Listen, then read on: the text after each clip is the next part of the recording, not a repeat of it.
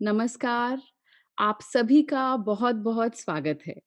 हमारा ये जो 4 कवि सम्मेलन है, वो ये मार्च का, उसमें हमारे 4 ऐसे कवि आए हैं, जिनको आपने अक्सर आम तौर पर मैं जिन-जिन कवि सम्मेलनों में जाती हूँ, वहाँ पे नहीं देखा होगा।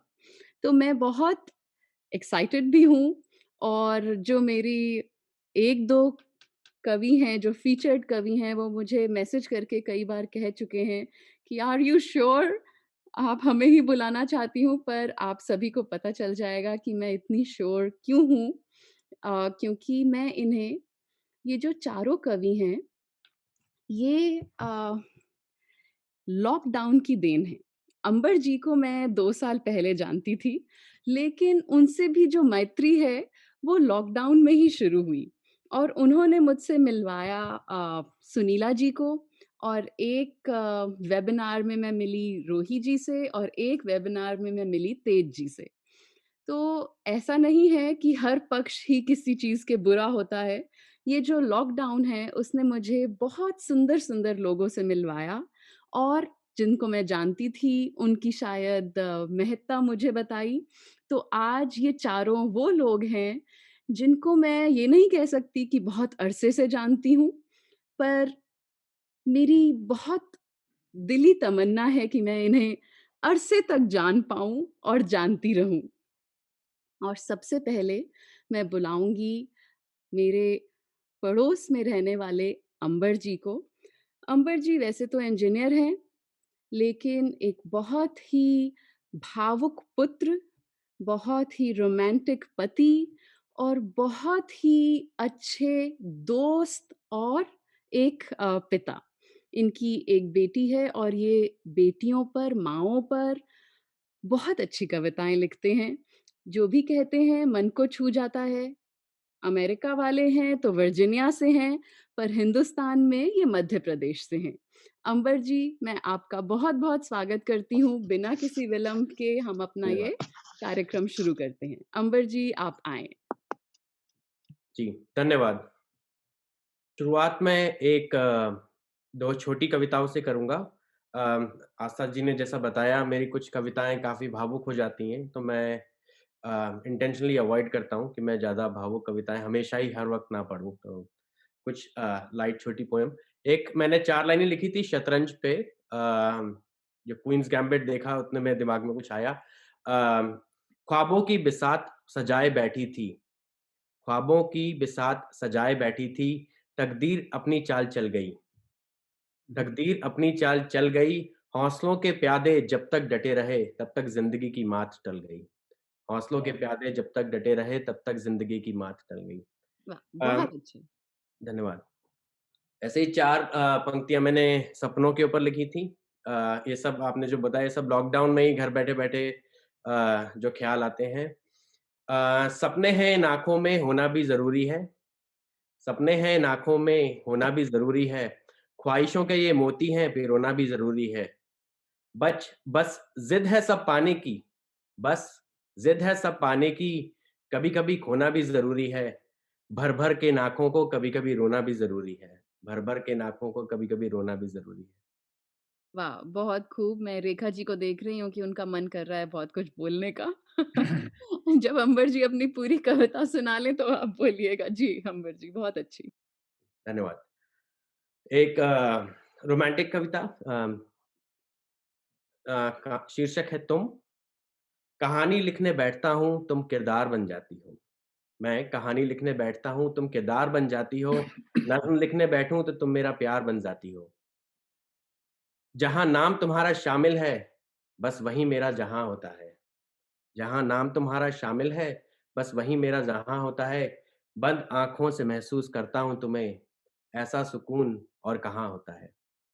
बंद आँखों से महसूस करता हूँ तुम्हें, ऐसा सुकून और कहाँ होता है। शब्द छोटे हो जाते हैं, मेरी कलम साथ नहीं देती। ऐसा मंज़र लफ्ज़ों से कहाँ बयाँ होता है। ऐसा मंज़र लफ्ज़ों से कहाँ बयाँ होता है। वाह! बहुत खूब। अगर ज़ूम नहीं होता और सब म्यूट ना होते तो आपको तालियों की आवाज़ सुनाई पड़ती। धन्यवाद, धन्यवाद। जी। ऐसे ही लॉकडाउन में होम सिकनेस, घर की याद, उन सबको जोड़ के एक कविता सामने आई। लॉकडाउन में सब लोग कुकिंग कर रहे थे, अलग-अलग रेसिपीज़ बना रहे थे, अलग-अलग डिज़र्ट बन रहे थे, तो मेरे दिमाग में आई। इसका शीर्षक है शक्कर वाली रोटी। ना डायबिटीज़ का डर, ना कैलोरीज़ की चिंता होती थी। ना डायबिटीज़ का डर, ना कैलोरीज़ की चिंता होती थी। खाने के बाद अपना स्टैंडर्ड डिज़र्ट छोटी-सी शक्कर वाली रोटी थी। पूरे परिवार की रोटियाँ सेकते-सेकते भले ही माँ थक के चूर हो जाती थी, फिर भी आखिर में थोड़ा-सा आटा बचाकर वो शक्कर वाली रोटी ज़रूर बनाती थी। फिर वो चेहरे पे एक बड़ी-सी मुस्कान लिए रोटी चिमटे से उठाती थी और अपना अंबर बेटे की थाली में रखकर उसका माथा चूम जाती थी। कितने सरल थे वो दिन, जब इन छोटी-छोटी बातों में छुपी दुनिया की सबसे बड़ी खुशी होती थी। 56 भोगों, पकवानों से भी ज़्यादा स्वादिष्ट मेरी शक्कर वाली रोटी थी। ना डायबिटीज़ का डर, ना कैलोरीज़ की चिंता होती थी। खाने के बाद अपना स्टैंडर्ड डेज़र्ट छोटी-सी शक्कर वाली रोटी थी। वाह! बहुत अच्छी। आखिरी पोएम एक अ, अपनी मम्मी पे, वो भी अगेन जैसे आपने इंट्रोडक्शन दिया है, लॉकडाउन के दौरान लिखी गई पोएम है। अपना आज लगा दिया मेरा कल सजाने में, अपना आज लगा दिया मेरा कल सजाने में, खुद अपनी पहचान मिटा दी मेरी पहचान बनाने में। कोई दुःख छूने ना दिया, मुझे कोई दुःख छूने ना दिया, ऐसा अपने आँचल के साये में मुझे बड़ा किया। मेरी उँगलियाँ पकड़कर मुझे अपने पैरों पे खड़ा किया। मेरी उँगलियाँ पकड़कर मुझे अपने पैरों पे खड़ा किया, परंतु एक पल भी मैं खड़ा नहीं हो सका। मैं खड़ा नहीं हो सका साथ उसके, जैसे ही होश सँभाले छोड़ दिए मैंने हाथ उसके और दौड़ पड़ा मैं। दौड़ पड़ा मैं अपनी किस्मत आज़माने, अपना कौशल दिखाने, अपनी क्षमता के अनुरूप अपना भविष्य बनाने, और दौड़ता-दौड़ता उससे बहुत दूर आ गया हूँ। और आज अपने आप को समझाता हूँ कि छोटे शहरों में, गाँव में और विकल्प भी क्या होता है। लाख समझा लूँ अपने इस परिपक्व आज को, लेकिन अंदर छुपा मेरा बचपन फिर भी रोता है। माँ भी बहुत अनोखी है, बेटे को आसमाँ छूता देखना भी चाहती है और उसकी उँगलियाँ छोड़ने से भी कतराती है। अब करें तो क्या करें? अब करें तो क्या करें माँ? सब तेरी ही मेहनत है, सब तेरे ही करम हैं। तेरी दुआओं का असर है कि आगे बढ़ रहे हम हैं। मैं कभी कहता नहीं हूँ, सुन ले तो वो रोने लग जाती है। मैं कभी कहता नहीं हूँ, सुन ले तो वो रोने लग जाती है, क्योंकि बहुत दूर हूँ ना मैं उससे, लेकिन मेरी मम्मा मुझे बहुत याद आती है। मेरी मम्मा मुझे बहुत याद आती है। धन्यवाद। बहुत अच्छा। आप लोग कुछ कहना चाहते हैं तो अपने आप को अनम्यूट करके कह लें क्योंकि ऐसा लग रहा है कि बहुत कुछ कहना चाहते हैं। मुझे कहना है क्योंकि तुम्हारी वो मीठी रोटी मुझे अपने बचपन में ले गई। मेरे भी घर में रोज़ मीठी रोटी अंत में मिलती थी हमको, हैं? और दूसरी बात तुम्हारी माँ की कविता बहुत अच्छी है धन्यवाद। और मुझे तुम कह रही हूँ क्योंकि तुम तो मेरे बच्चे की उम्र के हो, तो बहुत बढ़िया, बहुत बढ़िया। आखिरी 2 कविताएँ तो कमाल हैं, बाकी सारी कविताएँ अच्छी थी। थैंक बहुत यू। धन्यवाद। मुझे भी अंबर बहुत अच्छी लगी। बहुत हुँ। अच्छी तरह से आपने निभाया, सचमुच आँखें गीली हो गई सुन के। धन्यवाद। Thank you. Ambar ji, no words, मतलब बहुत अच्छा लगा सुन कर के। बहुत ही फीलिंग्स और इमोशंस के साथ आपने कविताएँ पढ़ी, बहुत अच्छा लगा सुनकर। धन्यवाद। नहीं, भाव पक्ष बहुत अच्छा है अंबर, थोड़ा-सा एक दफ़ा रिवाइज़ करने की ज़रूरत है तुम्हें। बुरा जी। मत मानना, मैं साफ कह रहा हूँ, हाँ, हाँ। लेकिन भाव पक्ष तुम्हारा बहुत प्रबल है। जी। ये हमारे गीत सम्राट हैं, इसलिए हम आपका बुरा नहीं मानेंगे राकेश जी। बहुत-बहुत धन्यवाद और अंबर जी, मुझे पता है आपका पिटारा बहुत बड़ा है, पर अगर हमारे पास समय बचा तो हम फिर से आपके पास आएँगे जी। और अंबर मैं आस्था एक सेकंड अगर हो तो मैं बस इतना ही कहना चाहूँगी, मेरी खुशकिस्मती है कि मैंने इन पर्सन आपको बहुत बारी सुना है। मगर अजीब बात ये रहती है जितनी बारी भी सुनो और ये इनमें से कुछ मैंने सुनी भी हैं, वो हमेशा मुझे हमेशा मेरे रोंगटे खड़े होते हैं। लाइक आपकी कविताओं की सच्चाई जो है वो सीधी दिल तक जाती है। That is all I will say. धन्यवाद। Thank you.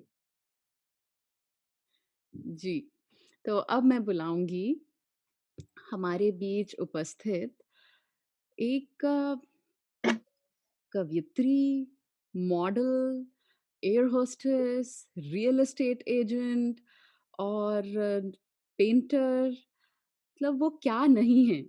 जितने भी आप स्त्री के रूप अपने मन में सोच सकते हैं, वो सब उनमें हैं। रोही सिंह जी, पहले तो मैं पूछना चाहूँगी कि आपका नाम रोही बोलते हैं या रूही बोलते हैं? आप मुझे रोही बुला सकती हैं। रोही। जी, तो रोही सिंह जी वैसे न्यू जर्सी से हैं, लेकिन शायद विश्व भर से हैं क्योंकि इन्होंने 10 साल तक एज़ एयर होस्टेस काम किया है।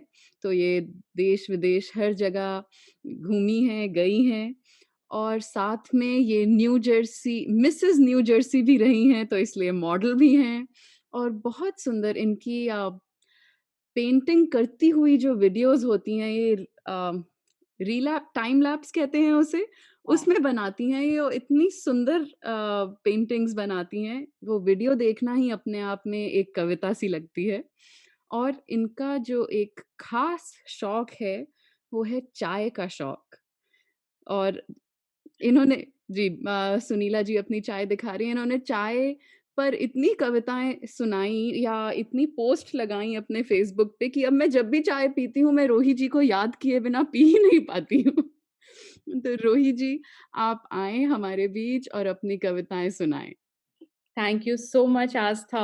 ये मेरा बहुत बड़ा सौभाग्य है कि आपने मुझे इस काबिल समझा, अपने प्लेटफ़ॉर्म पे जगह दी है और मैं आपने कहा कि मैं विश्व पूरा घूमी हूँ, लेकिन काफ़ी बार जब आप ठहरते हो तभी अपने आप को जान पाते हो।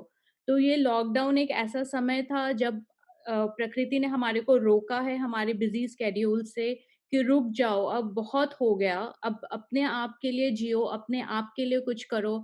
और यही एक समय ऐसा था जब मुझे लगा पता चला कि शायद मैं लिख सकती हूँ and whatever I started writing, जो ये इस लास्ट सिर्फ 1 साल या और लॉकडाउन की ही मेहरबानी है कि मुझे पता चला कि मैं लिख भी सकती हूँ। और मैं सबके फीडबैक को एक्सपेक्ट करती हूँ। प्लीज़ मुझे फीडबैक दीजिएगा क्योंकि मैं बहुत बिगिनर हूँ और मेरे पोएम्स को एक नवजात शिशु की तरह ही देखिएगा क्योंकि उसमें त्रुटियाँ हो सकती हैं। और आप लोगों के जो भी सजेशंस होंगे, मैं ओपन आर्म्स से I welcome everything. So I will start with my very first poem. Hmm, March का महीना, स्वागत है। हम सब वुमेन्स डे सेलिब्रेट कर रहे हैं और ये एक महीना हम डेडिकेट कर देते हैं हमारे वुमेन्स के लिए। और मैं ये कहूँगी कि आप इज़्ज़त मत दीजिए, हमें समझिए। जब आप समझ जाएँगे तो आप खुद ही इज़्ज़त करना शुरू कर देंगे। तो बस एक छोटी-सी एक कविता उस पे डेडिकेटेड है। पल्लू के छोर से मन्नत की गाँठ सालों पहले बाँध के भूल चुकी थी। संजीदा थी कभी ज़िंदगी पे, आज खुश है, बेफ़िक्र है। बेबाक है वो, खुले आँचल सी लहराती, सिमटना नहीं जाना उसने, नीले आसमान में फहराती। उसे ना नाप पाना आसान है, ना भाप पाना संभव। जितनी सख्त, उतनी सरल, जितनी कठोर, उतनी कोमल। ढीले जूड़े से सपने हैं उसके, थोड़े उलझे, थोड़े सुलझे। कभी मंद, कभी मस्त हवा सी, कहीं खुश्क, कहीं नमी ज़रा सी। पलकों पे काजल नहीं, कोतवाल बिठाया है। देख परख के, थोड़ा रख के, बाकी बहाया है। बेसुध, बेखबर रहना चाहती है, किसी और की नहीं, बस खुद की होना चाहती है। This was my first poem. Thank you so much. बहुत, बहुत अच्छी। Thank you.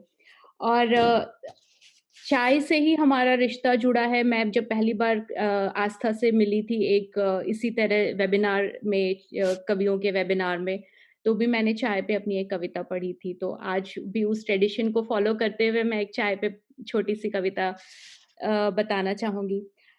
मैं एक बात ये भी कहती हूँ कि मेरी मोस्टली जो I am not a poet with writing is not my forte. तो मैं जो भी अपनी डेली लाइफ में मैं गुज़री हूँ, मेरे जो अनुभव रहे हैं, जो एक्सपीरियंस रहा है, मैं उसको ही बस शब्दों में घोल करके थोड़ा-सा लिख लेती हूँ। तो जो भी मैं कह रही हूँ इट हैज़ लिटरली मैंने उस चीज़ को जिया है।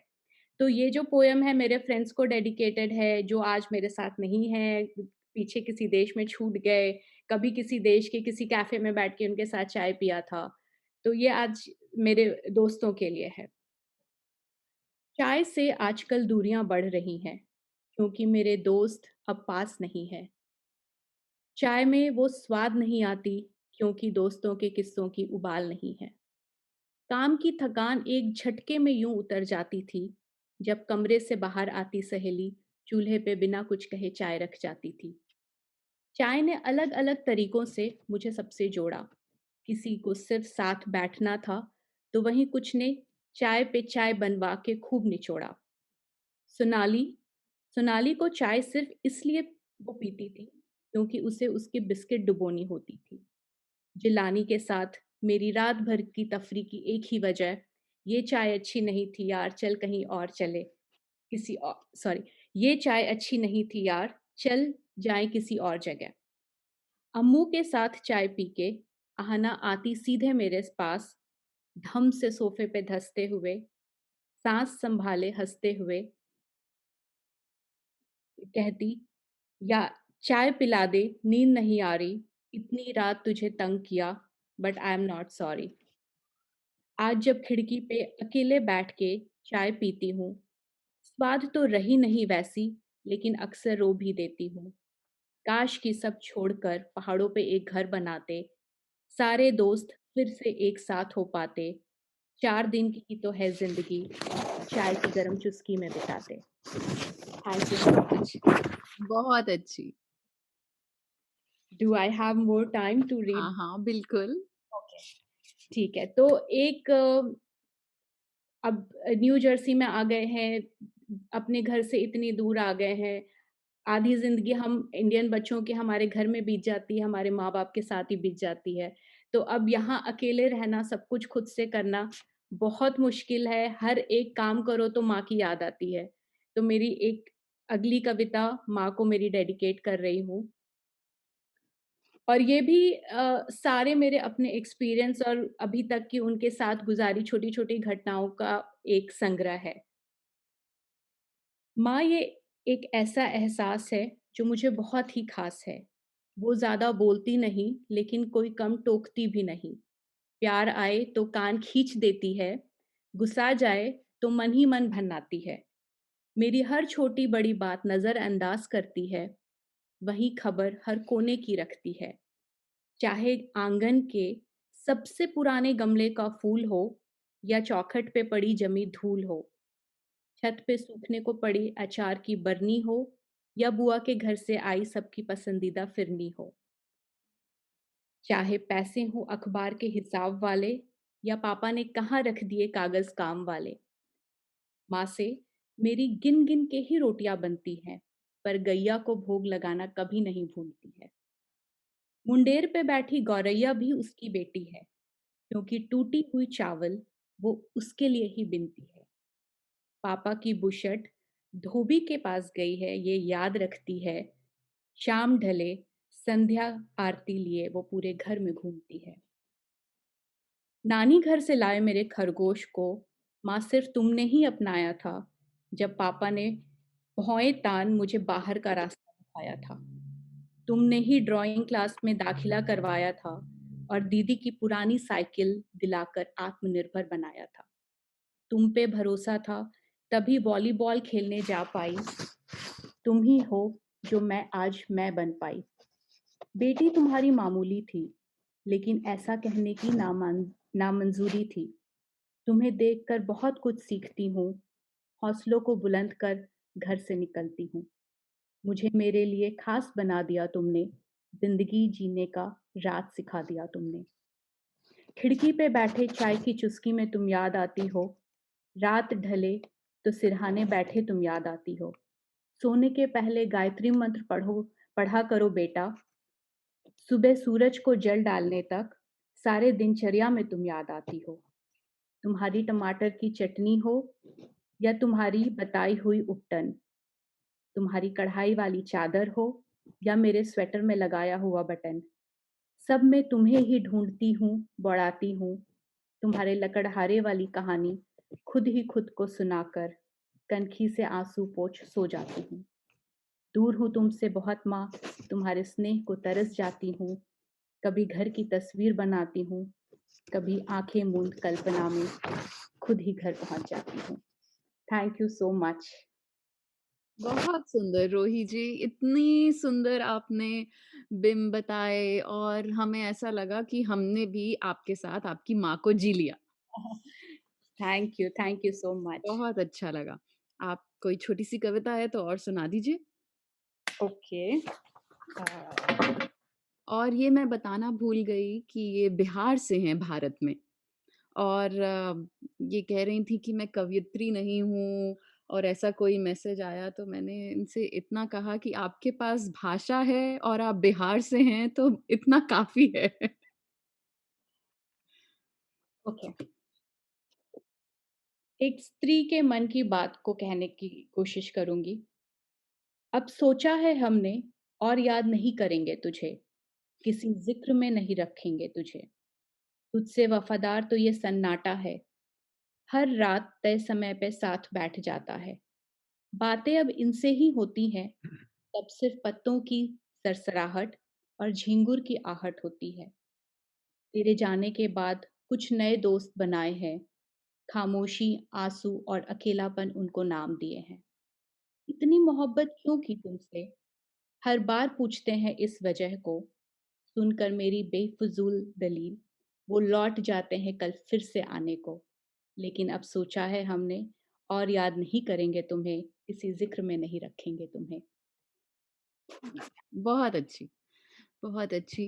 रोही जी अ, मैं इतनी खुश हो रही हूँ ना अपने निर्णय से क्योंकि आज के जो कवि हैं उन्होंने मुझे एक तरह से बहुत ऑब्लाइज किया है मान के क्योंकि वो रेगुलर इतने कवि सम्मेलनों में जाते नहीं हैं। तो अच्छा। उन्होंने बार-बार मुझसे पूछा भी, जैसे जो हमारे अगले कवि आने वाले हैं तेज जी, उन्होंने कहा, "आप क्या पक सच में मुझे ही बुलाना चाहती हैं?" तो मैंने कहा, "हाँ, मैं बिल्कुल आपको ही बुलाना चाहती हूँ।" और जो तेज जी हैं, मैं रोही जी से सीधे तेज जी पे जा रही हूँ। अ, जैसे रोही की कविताओं में सॉरी रोही जी, मैं तुम्हें रोही बोल रही हूँ क्योंकि मुझे ऐसा लग रहा है कि तुम मेरी जितनी ही हो। बिल्कुल मुझे या रोहित। वैसे मुझसे छोटी ही हो। तो तो रोही की कविताओं में जो वो कह रही थी सच्चाई है और जो पल जिए हैं, वैसे ही तेज जी को मैं उतना जानती नहीं हूँ, पर जितना भी संक्षिप्त परिचय उनसे रहा है, उसमें उनकी सच्चाई दिखती है, कि वो जिस भी जगह पे हैं, जो भी भाव को जी रहे हैं, उसे पूरा भरपूर जीते हैं और उसे भीतर तक महसूस करते हैं और शायद जो भी महसूस करने की ताकत रखता है, उसको कविता करनी आती ही है। तो तेज जी वैसे साइंटिस्ट हैं, प्रोफ़ेसर हैं, कॉलेज में पढ़ाते हैं और ओहायो में रहते हैं, लेकिन भारत में ये राजस्थान की मिट्टी से हैं और जैसा मैंने कहा, कोई भी जगह हो, चाहे वो मध्य प्रदेश वाले हमारे अंबर हों या फिर रूही बिहार की हों या फिर राजस्थान के तेज जी हों, भारत की मिट्टी की जो खुशबू है, सबकी कविताओं में आती है और यहाँ पर आके जो हमारी यादें हैं, माँ के लिए कविता सब लिखते हैं, पर हमारी यादों में वो भारत माता भी आ जाती हैं, जो हम सबकॉन्शियसली बिना जाने हुए भी बताते रहते हैं कि हम भारत के कौन-कौन से अंश या कौन-कौन सी बीती हुई बातों को याद करते हैं।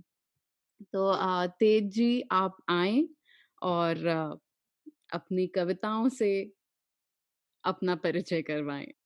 धन्यवाद आस्था जी और आपका बहुत-बहुत धन्यवाद और मैं आस्था जी को कह ही रहा था कि आपने बहुत बड़ा खतरा उठाया है मुझे बुला के। पर मेरा सौभाग्य है कि आपने मुझे अवसर दिया इतने बड़े कवियों और श्रोतागणों राकेश जी और कितने समृद्ध और संपन्न लोग बैठे हैं जो साहित्य और ज्ञान से संपन्न हैं। ऐसे लोगों के बीच में कविता सुनाना बहुत सौभाग्य का बात है। और रोही जी, मेरा किसी का भी सपना होता है कोई एयर होस्टेस के साथ में मंच साझा करे, और अब तो मैं किसी एयर होस्टेस को पूरे आत्मविश्वास से कह सकता हूँ कि कविता सुनाइए हवाई जहाज में, पर बहुत ही खूबसूरत, और आंखों की पलकों पर काजल का कोतवाल, ये बिंब कभी भूलूंगा नहीं। पर बहुत ही बढ़िया। और अंबर भाई, आपने भी बहुत ही सौंधी कविताएं सुनाई है, जमीन से जुड़ी कविताएं सुनाई है। ये कविता जो मैं सुनाने जा रहा हूँ, ये मेरे मन की कविता इसलिए है कि मैं डेली काम पे जाता हूँ, हम सब लोग जाते होंगे, तो एक चीज लगातार जो कार में बैठे हुए दिखती है, वो सड़क के दोनों किनारों पर लगे हुए पेड़ दिखते हैं। और बरसों से मैं यहाँ पे रह रहा हूँ, वो पेड़ उतने ही निश्चिंत भाव से, अटल धीर भाव से खड़े रहते हैं, और उनमें जन्म और मृत्यु का चक्र चलता रहता है। तो मुझे कई बार लगता था कि शायद मनुष्य की सबसे बड़ी परेशानी जो है वो यही है कि हमें जीवन में सिर्फ एक ही मृत्यु देखने को मिलती है, और जब हम उस मृत्यु के नजदीक आते हैं तो हमें लगता है कि जब जब ज्ञान होता है कि इस जीवन का अर्थ क्या है, तब तक मृत्यु आ चुकी होती है और दूसरा जीवन किसने देखा है। पर वृक्ष को ये वरदान हासिल है कि वो जीवन और मृत्यु का चक्र लगातार कई बार देखता है, और शायद वही उसके अंदर इतनी धीरता और अटलता पैदा करता है जिससे कि वो शांत भाव से खड़ा रहता है। तो इस कविता का कोई शीर्षक बनाना मुश्किल होता है, पर यदि कुछ कहना है तो वो वृक्ष का अध्यात्म है। तो वृक्ष से हमें क्या अध्यात्म महसूस होता है? तरुवर एक शब्द है, पेड़ को कहते हैं, सबको जानकारी है। तो मैं यही बताता हूँ कि मेरी क्या इच्छा है कि मुझे अगला जीवन मिले तो कैसा जीवन मिले। तो आप सुनिएगा। तो मैं गा के सुनाऊंगा, तो आप थोड़ा देर मुझे सहन करिए।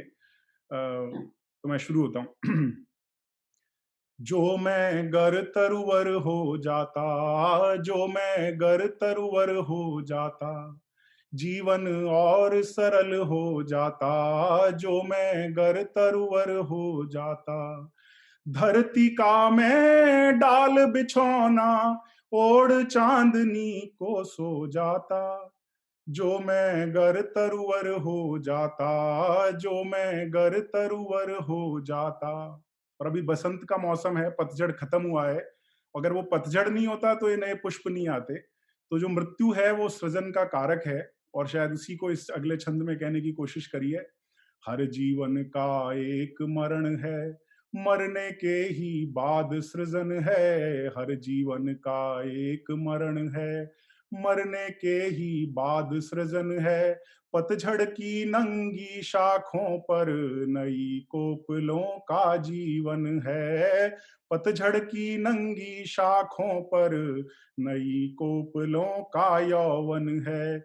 जीवन का ये मर्म समझ कर, जीवन का ये मर्म समझ कर, मैं भी धीर अटल हो जाता, जो मैं गर तरुवर हो जाता, जीवन और सरल हो जाता। और वृक्ष से हमें क्या सीखने को मिलता है? क्योंकि वृक्ष, आप इसको सुनिएगा इस छंद को। सहज हृदय से बाह पसारे, सहज हृदय से बाह पसारे, जिसने मन के खोले द्वारे। सहज हृदय से बाह पसारे, जिसने मन के खोले द्वारे। फिर ये सारा जग उसका है, सब अपने ना कोई पराये। फिर ये सारा जग उसका है, सब अपने ना कोई पराए। आसमान का एक परिंदा, आसमान का एक परिंदा, मुझ पर एक नवनीड़ बनाता, जो मैं गर तरुवर हो जाता, जीवन और सरल हो जाता। और वृक्ष से हमें क्या सीखने को मिलता है? एक शाख से हासिल करना, एक तने से वृक्ष जो अपना भोजन हासिल करता है और 100 शाखाएं बनकर लुटाता है।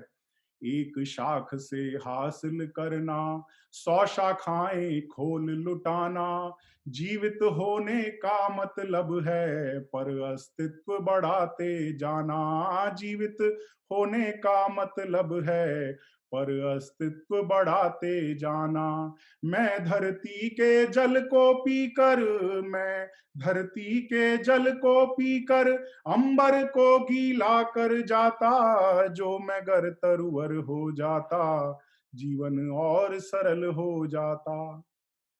और कौन है इस जीवन में, इस धरती पर महान कौन है? ऊपर उठने का मतलब है। वो वृक्ष जो जितना गहरा जमीन में है वो उतना ही मजबूत है, उतना ही दृढ़ता के साथ में खड़ा है। ऊपर उठने का मतलब है भीतर से गहरे हो जाना। ऊपर उठने का मतलब है भीतर से गहरे हो जाना। अपने अंतस की ज्वाला से बाहर उजियारा फैलाना। अपने अंतस की ज्वाला से बाहर उजियारा फैलाना। जितना रह पाता जमीन पर, जितना रह पाता जमीन पर, मान जगत का उतना पाता। जो मैं गर तरवर हो जाता, जीवन और सरल हो जाता। वो जमीन से पाता जीवन, खुद उसका जीवन बन जाता। वृक्ष जो है वो उस जमीन में उगता है और अंत में समाप्त होकर उसी धरती का प्राण बढ़ा देता है। और मनुष्य जो है उसका धरती पर आना हमें चिंता होती है, जनसंख्या बढ़ रही है। कभी हम पेड़ के लिए नहीं कहते कि पेड़ों की जनसंख्या बढ़ रही है, क्योंकि जो पेड़ है उस धरती का जीवन बढ़ा रहा है। वो जमीन से पाता जीवन, खुद उसका जीवन बन जाता। अपने तन की आहुति दे वो धरती के प्राण बढ़ाता। अपने तन की आहुति दे वो धरती के प्राण बढ़ाता। जो मुझको जीवन देती फिर, जो मुझको जीवन देती फिर, उस माँ का मैं मान बढ़ाता। जो मैं गर तरवर हो जाता, जीवन और सरल हो जाता।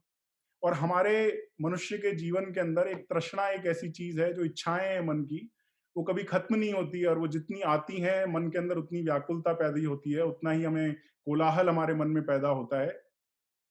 तृष्णाएं रत्नाकर जैसी सदा रहें तृप्त क्षुधासी। तृष्णाएं रत्नाकर जैसी समुद्र की तरह कोलाहल हमारे मन में लगातार इन इच्छाओं का रहता है। तृष्णाएं रत्नाकर जैसी सदा रहें तृप्त क्षुधासी। जितनी पूरी करना चाहो उतना ही कोलाहल करती।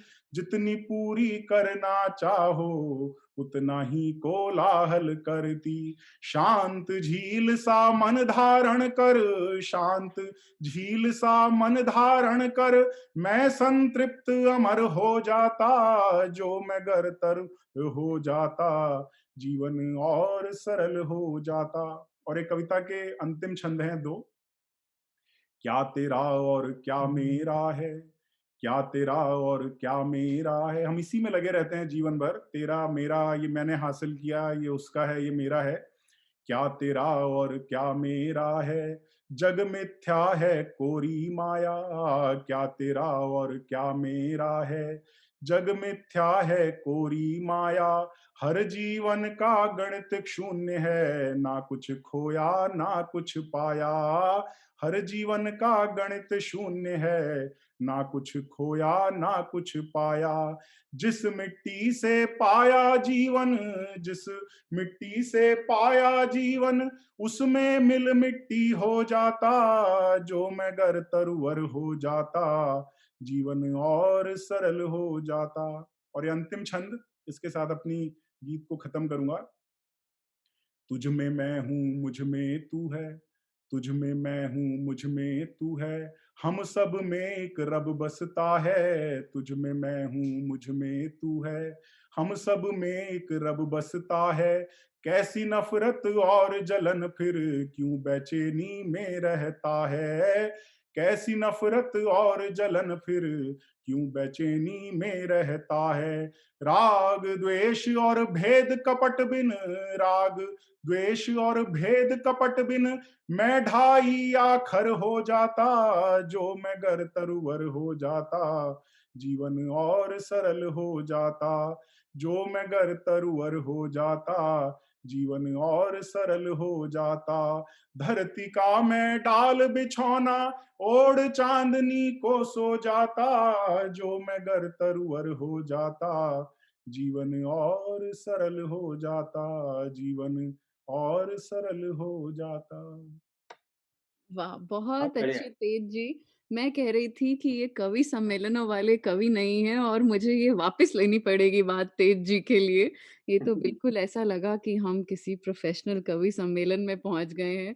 और मैं एक क्वेश्चन आपसे करना चाहूँगी, ये आपको याद थी पूरी कविता? हाँ, ये तो एक क्या बात है! मुझे अपनी 4 लाइनें की भी कविता याद नहीं होती, इसलिए मेरे लिए बहुत बड़ी बात है कि आपको सब याद था। मुझे अभी तक लगता था सिर्फ़ राकेश जी ही हैं जिनको सब कुछ याद रहता है। जी तेज जी, सॉरी आपको इंटरप्ट किया। नहीं, पर आपकी विनम्रता है, आप मेरी बात को समझ पा रहे हैं, वरना कहने वाला हुँ। कह देता है, कहना बहुत सरल है, मुझे हमेशा लगता है सुनना बहुत कठिन है। आप उसको सुन पा रहे हैं, ये आपकी विद्वता है, आपकी शालीनता है, आपके मन की पवित्रता है, तो धन्यवाद। देखिए, मैं एक सजेशन और दूँगा आपको, बहुत बढ़िया ज़रूर। रचना थी कि साइंटिफिक फैक्ट एक आप रह गया कि मैं खुद होकर नीलकंठ फिर सबके लिए सुझा दे जाता। वाह, वाह! इस नज़रिए से भी देखिए वृक्ष को। हाँ, बहुत बहुत सही कह रहे हैं। हाँ, हुँ, तो सब कुछ सारा ज़हर पीते हैं धरती का और हाँ, बिल्कुल सही कहा। सारा कार्बन डाइऑक्साइड पी के ऑक्सीजन देते हैं। बहुत जिनको पता नहीं है मैं बता दूँ जो राकेश जी हैं वो गीत सम्राट होने के साथ-साथ आशु कवि हैं मतलब एक्सटेम्पोर वाले कवि। वो आपको बैठे-बैठे ऐसे कविता सुना देंगे कि हम सोच भी नहीं पाएँगे। जी, धन्यवाद राकेश जी। तेज जी, आप कुछ कह रहे थे। हाँ, नहीं मेरा हुआ, मेरा समय भी हो गया तो मैं सुनीला जी को सुनना है, मैं उनके सुनने का इंतज़ार कर रहा हूँ। आप कोई छोटी-सी कविता और सुनाना चाहते हैं तो सुना दीजिए। हाँ, वो मेरी छोटी नहीं होगी तो आप अभी पहले एक बार समय पूरा कर लेते हैं और बाद में समय मिला तो मैं कर लूँगा। अच्छा, तो आप अ, छोटी कविताएँ लिखने से परहेज़ करते हैं।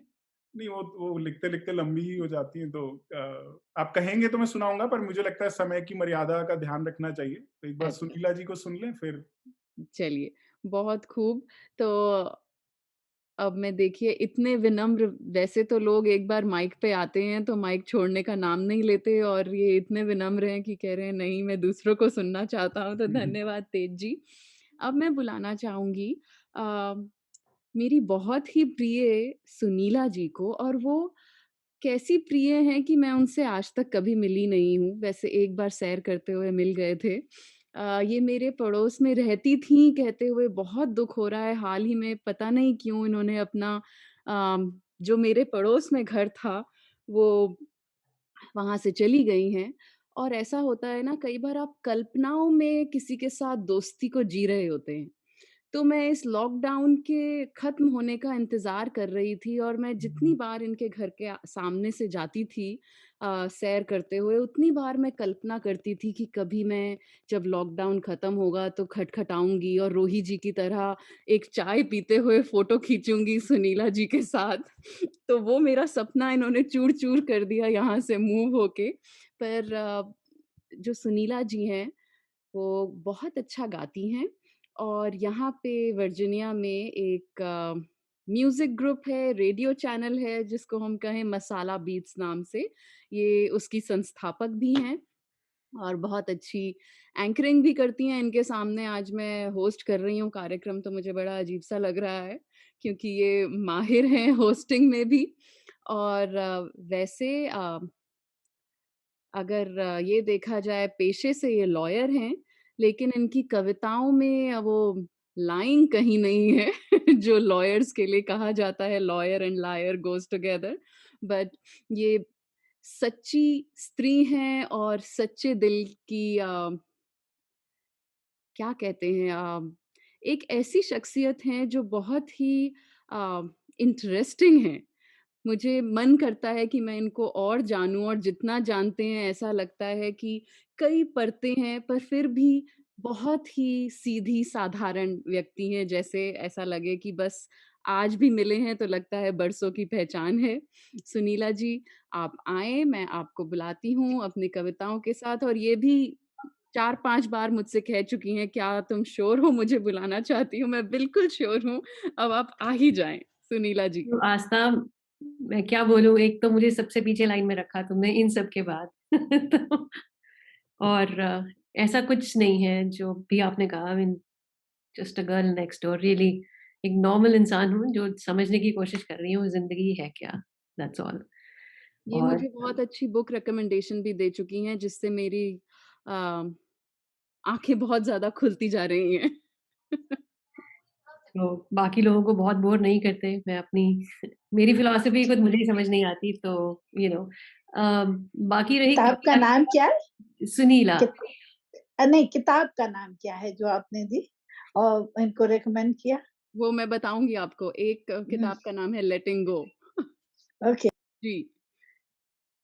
तो मैं कह रही थी कि बात कविता की होती है, तो मैं कविता कैसे शुरू हुई वो मुझे पता नहीं, वो अभी भी कविता है कि नहीं वो भी नहीं जानती। मैं बस ज़िंदगी में बहुत सवाल जब उठते हैं तो एक कहानी बनती है दिमाग में, और उस कहानी को अपने आप को समझाने की कोशिश में मैं कहीं कुछ लिख देती हूँ और वो ही है। सो इसलिए मेरी राइटिंग का कोई कॉन्टेक्स्ट होता नहीं, वो सिवाय मुझे शायद किसी को समझ में नहीं आता। मगर मैंने आस्था के साथ एक आध बार कभी कुछ शेयर किया है जहाँ से इन्हें पता नहीं कहाँ से लगा कि इट्स वर्थ एनीथिंग, तो आप चलिए, आज देख ही लेते हैं कि मेरी समझ है या नहीं। या ये ढूँढने में मुझे काफ़ी समय लगा है। तो एक जब मैं यहाँ आई थी, मुझे 17-18 साल हो गए हैं इस कंट्री में रहते। तो मुझे ये स्टोरेज का कॉन्सेप्ट बड़ा इंटरेस्टिंग लगा था। वो इंडिया में कभी ऐसा सुना नहीं, कोई सामान कहीं रख के चल दिया, ये स्टोरेज। तो मेरी पहली पीस ऑफ राइटिंग, और मैं इसको पोएम कहूँगी भी नहीं, उसके ऊपर है। तो एक स्टोरेज के कॉन्सेप्ट को ज़रा ध्यान में रखिएगा, शायद इट विल मेक सेंस। और मुझे बिल्कुल याद नहीं होता मैंने क्या लिखा, तो मैं पढ़ के ही बोलने वाली। आँखें ढूँढ रही हूँ, कुछ सपने देखने हैं। आँखें ढूँढ रही हूँ, कुछ सपने देखने हैं। याद नहीं कब, मगर स्टोरेज में रखे थे। काफ़ी वक़्त बीत गया, शायद नीलाम हो गए। आँखें ढूँढ रही हूँ, थोड़ी बत्ती ही जला दो। कुछ सपने खो गए हैं, शायद मुझे ढूँढते होंगे।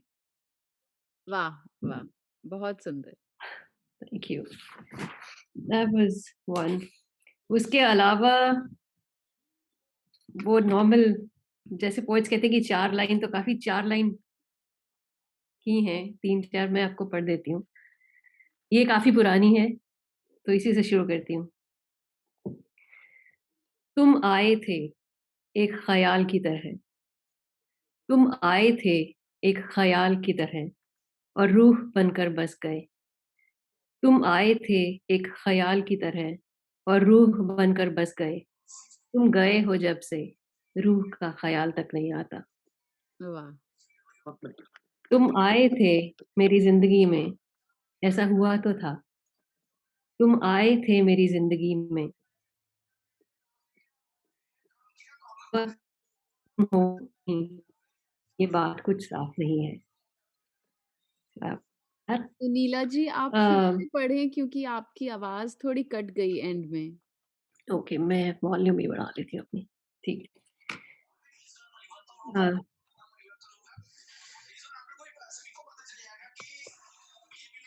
दोबारा आता हो, वो कविता दोबारा आता हो, प्लीज़। हाँ, जी, ज़रूर। किसी का टीवी चल रहा है शायद, पीछे से आवाज़ आ रही है। तो जिसका भी हो वो आप अपने आप को म्यूट कर लें प्लीज़। जी, सुनीला जी। तुम आए थे एक ख़याल की तरह, और रूह बनकर बस गए। तुम गए हो जब से, रूह का ख़याल तक नहीं आता। तुम आए थे मेरी ज़िंदगी में, ऐसा हुआ तो था। तुम आए थे मेरी ज़िंदगी में, ऐसा हुआ तो था। तुम हो कि नहीं, ये बात कुछ साफ नहीं है। इतना ही है। बहुत अच्छी है। Thank you. अगली बढ़ती हूँ आपके लिए। एक अक्षर सी थी अकेली ज़िंदगी। एक अक्षर सी थी अकेली ज़िंदगी। कुछ अनमने से अल्फाज झड़े तो शब्द बन गई। हुँ। एक अक्षर सी थी अकेली ज़िंदगी। कुछ अनमने से अल्फाज झड़े तो शब्द बन गई। ये शब्द अपना अर्थ अब मुझे समझाता है। फिर हाथ पकड़ मेरा जैसे मुझसे ही मिलाता है। ओके, ये अगली वाली फैज़ साहब से इंस्पायर्ड है। उनकी एक राइटिंग मुझे बहुत पसंद है, तो कई बार होता है आप कुछ पढ़ते हैं तो उसका रंग चढ़ा रहता है काफ़ी देर। तो वो ख़ैर मैं आपको बाद में बताऊँगी। ये चलें मैं पढ़ के बताती हूँ। मैं तू नहीं, गर रूह नहीं। मैं तू नहीं, गर रूह नहीं। फ़क़त जिस्म की मिट्टी ने तो कई बार रौंदा है। मैं तू नहीं, गर रूह नहीं। फ़क़त जिस्म की मिट्टी ने तो कई बार रौंदा है। तुम राहत ढूँढा किए, कुछ शौक़ से लिबड़े जिस्मों में। तुम राहत ढूँढा किए, कुछ शौक़ से लिबड़े जिस्मों में। दिल टूटा सा कहीं दफ़्न रहा, तुम इश्क की बातें क्या जानो।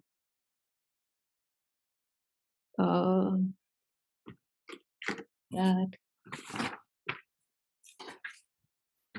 देखिए, क्योंकि ये ज़ूम है तो आप सबको देख नहीं पा रही हैं। मैं ऊपर व्यू में देख रही हूँ, सब कई लोग हाथ हिला रहे हैं और कई वाह-वाह गर्दन हिला रहे हैं। आप लोगों का बड़ापन है इट्स अगेन ये थोड़ी लंबी है और कुछ पुरानी भी सो नेक्स्ट।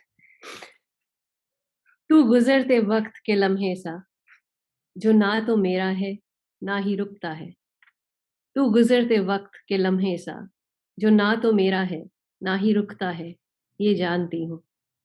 ये जानती हूँ पर जाने क्यों, तेरे साथ चलने को जी करता है। तुम्हारा हाथ थामे तुम्ही में समा जाऊँ, एक बूंद सी बन जाऊँ, एक सागर में मिल जाऊँ, एक ज़र्रा ज़रा बन के, एक उम्र तक लहराऊँ। कुछ होश ज़रा खो दूँ, कुछ पागल सी हो जाऊँ, बेखौफ ज़रा सा दौड़ूँ, बेवजह कहीं थम जाऊँ। एक पल की खुशबू को एक मुद्दत गुनगुनाऊँ, एक आहट के ढलते साए में एक उम्र ज़रा सो जाऊँ। इस नए से आगाज़ से एक मख्ता सा लिख जाऊँ। तू गुज़रते वक़्त के लम्हे सा, जो ना तो मेरा है, ना ही रुकता है। तू गुज़रते वक़्त के लम्हे सा, जो ना तो मेरा है, ना ही रुकता है, ये जानती हूँ, पर जाने क्यों, तुझे थाम लेने को जी करता है। वाह! वाह! Thank you. We have the time? जी, जी, हमारे पास समय है। ओके, सो ये लास्ट है और थिंक फिटिंग भी शायद। आज मैं कविता बन जाना चाहती हूँ। अरे वाह! आज मैं कविता बन जाना चाहती हूँ। आज लिखना नहीं, लिखी जाना चाहती हूँ। आज मैं कविता बन जाना चाहती हूँ। अपनी सोच से छूट तुम्हारे हाथों ढल जाना चाहती हूँ। आज बन जाना चाहती हूँ। दुनिया के दस्तूर से आज़ाद हो जाना चाहती हूँ। आज मैं कविता बन जाना चाहती हूँ। लिखो मुझे यूं कि मैं बयां हो पाऊं। ढको इस कद्र अपने लफ्जों में कि रवां हो जाऊं। सुखते सूखते चुभते बंधनों से रिहा होना चाहती हूँ। आज मैं कविता बन जाना चाहती हूँ। Thank you. हाँ, बहुत सुंदर, बहुत बहुत ही सुंदर। प्यारी पोएम थी। Thank you. जी मुझे लगता है कि बहुत लोग बहुत कुछ कहना चाहते हैं। मैं एक बस 2 जी। मिनट मैं लूँगी। सुनीला जी, आपने जो ये लास्ट पोएम पढ़ा ना, वो हर एक लेडी के मन की बात कही आपने, क्योंकि वी ऑलवेज़ वांट कि हमारे को कोई एक्सप्लेन करे, कोई हमारे को अप्रिशिएट करे। बट द वे आपने एक्सप्लेन किया ना, आपने जैसे पढ़ा, ओ म मुझे गूज़बम्प्स आ गए लिटरली। बहुत ही प्यारी थी आपकी poem. Thank you very much. सारा सार उसी में है कि लिखो इस तरह से कि मैं बयां हो जाऊं। इसके आगे कुछ कहने की जरूरत ही नहीं है। जी, बहुत बढ़िया बात कही है ये आपने। Thank you Rakesh ji. जी, बहुत ही सुंदर लगा और तेज जी मैं आपके पास वापस आऊँगी क्योंकि आपने कहा था कि आप सुनीला जी को सुनने के बाद फिर एक कविता आपने एक ही कविता सुनाई, तो आप अपनी एक कविता और हमें सुना सकते हैं। ठीक है, मैं अगर समय है तो 5 मिनट का समय है? जी। अच्छा। ठीक है, मैं सुनाता हूँ और शायद जहाँ पे सुनीला जी ने और रोही जी ने बात खत्म करी और राकेश जी ने जो बात कही है, ये मेरे व्यक्तिगत जीवन का अनुभव है। मेरी जो धर्म पत्नी है, सौभाग्य से हम लोग साथ में पढ़े और प्रेम जो है परिणय में बदल गया। और वो जो साथ है, मतलब वो मेरे जीवन का एक साथ ऐसा है कि मैं तो बहुत शब्दों को कह लेता हूँ, पर वो बहुत शांत चित्त से खड़ी हुई और सब कुछ कह देती है। मतलब कुछ कहना नहीं होता पर कह देती है। और हमारे दाम्पत्य में एक व्यक्ति ऐसा होता है, पुरुष या स्त्री, जो शांत भाव से होता है और दूसरा कहता रहता है। और मुझे लगता है किसी रिश्ते की सफलता उसी में है कि एक कह ले, एक सुन ले। कोई झरने की तरह बह रहा हो और कोई उसको भरने वाला हो। तो मेरा सौभाग्य है कि मेरी धर्मपत्नी का मुझे साथ मिला है। तो मैं उसी बात को कहता हूँ कि मैं बहुत चिल्ला लेता हूँ, कभी बहुत कह लेता हूँ, और उसका चुपचाप रहना ही सब कुछ कहता रहता है। रात से सुबह तक वो चुप रहती है और मैं समझता रहता हूँ वो कह क्या रही है। तो उसी को एक गीत में, कविता में बाँधा है। और रोही जी, यदि मैंने कह दिया हो आपके ऊपर जो उन्होंने कहा कि मैं लिखना नहीं, लिख जाना चाहती हूँ, तो उसी के ऊपर मैं कविता बताता हूँ। और मैं गा के कहता हूँ तो आप फिर दोबारा सहन करिए।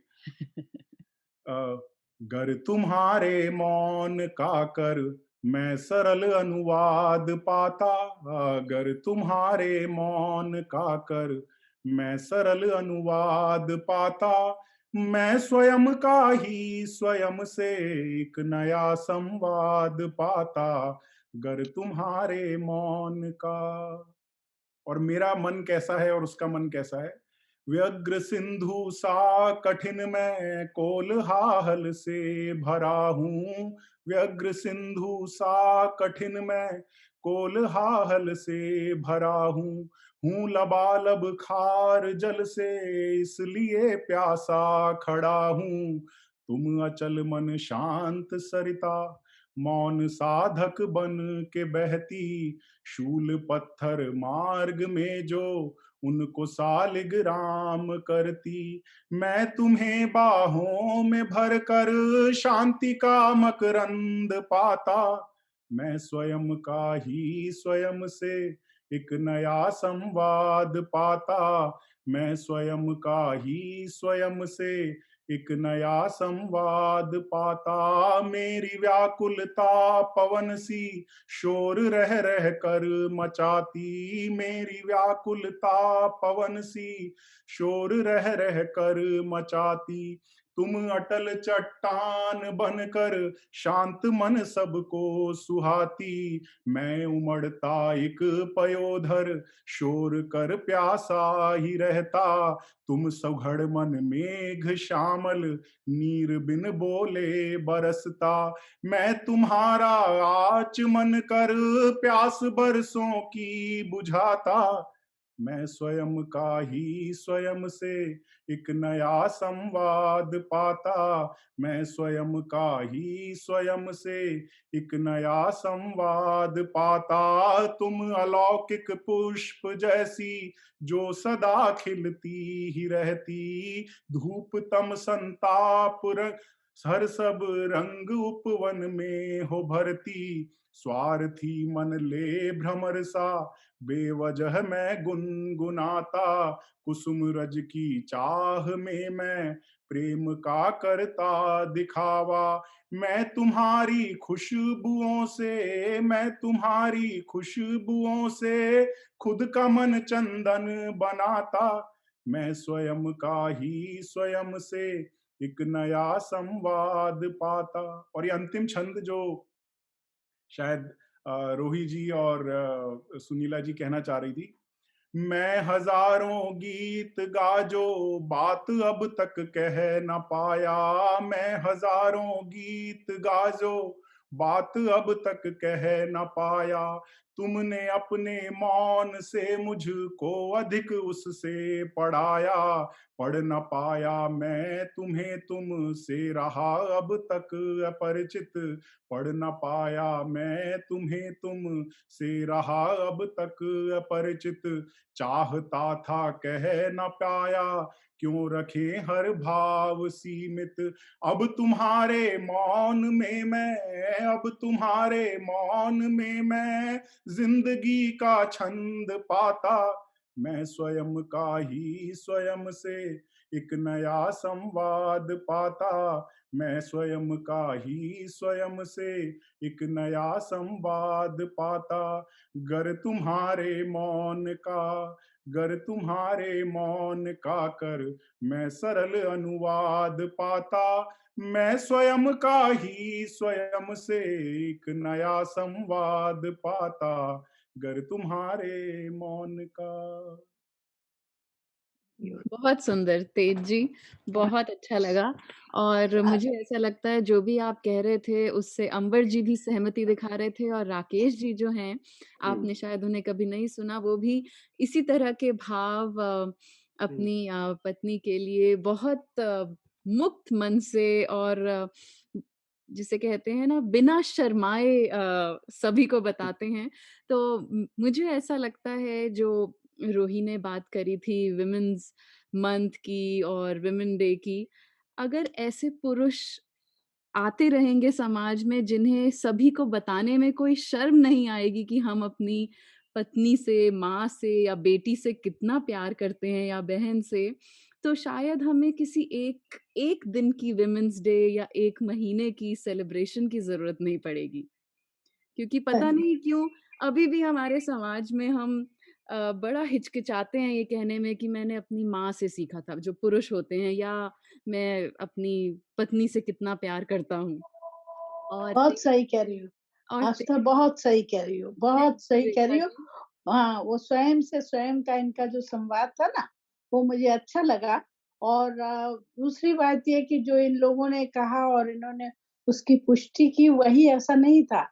वाक़ई अलावा इसके मुझे तो लगता है कि जो इनकी पहली कविता थी, वो इनकी दूसरी कविता की पूरक है कि ये जो दरख्त है, उससे इनकी पत्नी की वो तुलना है, बहुत अच्छा, बहुत सारे कवियों ने बहुत सुंदर-सुंदर रचनाएँ सुनाई और हमको बहुत-बहुत अच्छी लगी।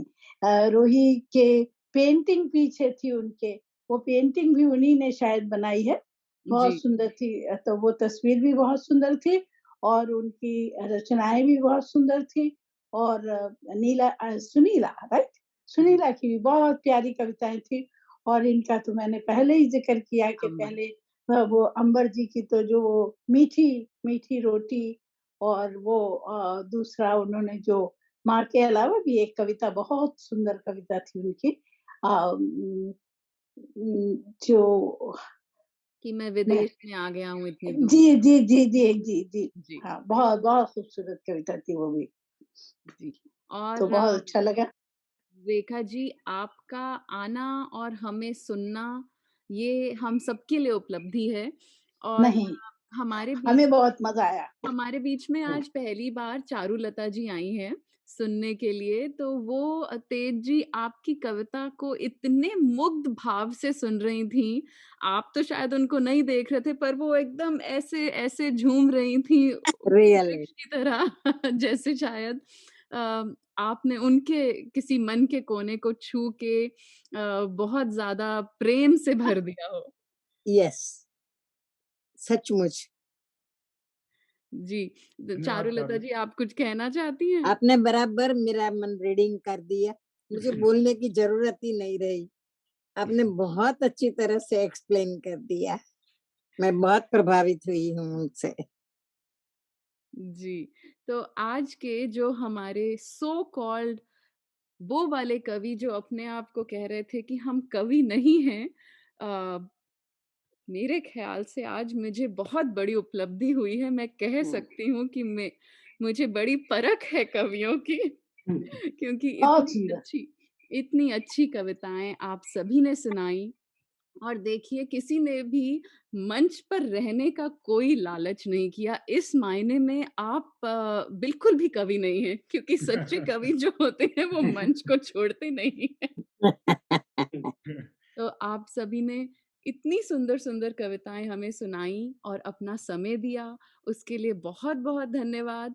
अगले महीने अप्रैल में हम फिर किसी और 4 कवियों को लेकर, किन्हीं और 4 कवियों के साथ आपके पास आएँगे, और हर बार की तरह जो हमारे श्रोता हैं, देखिए वो श्रोता अ, हमारे मैरीलैंड, वर्जीनिया एरिया के और जैसे रेखा जी कैलिफ़ोर्निया से जुड़ रही हैं, वो अपने आप भी बहुत बड़े-बड़े कवि हैं, लेखक हैं, तो उनका बहुत-बहुत धन्यवाद, उनकी लाइफ़ बहुत बिज़ी रहती है। राकेश जी, हरी सिंह जी, शशि अग्रवाल जी, मनीष जी, उमेश अग्निहोत्री जी, ये सबके जो कुछ नाम हैं, मुझे जो दिखाई दे रहे हैं, धनंजय जी भी हमारे साथ बने हुए थे, उन सभी का बहुत-बहुत धन्यवाद। हम फिर मिलेंगे अप्रैल में 4 कवियों के साथ।